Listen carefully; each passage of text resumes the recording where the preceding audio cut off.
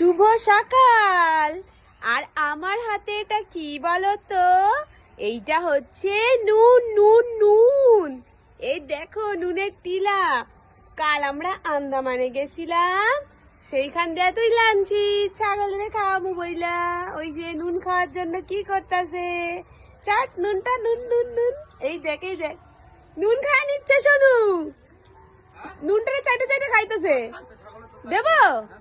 এই যে এই যে খা, উপকার হবে। নুনটা চাইতে যেটা খা, আমিও চাইতে যেটা খাই, তোরাও খা। এই দেখ, খা খা খা খা খা।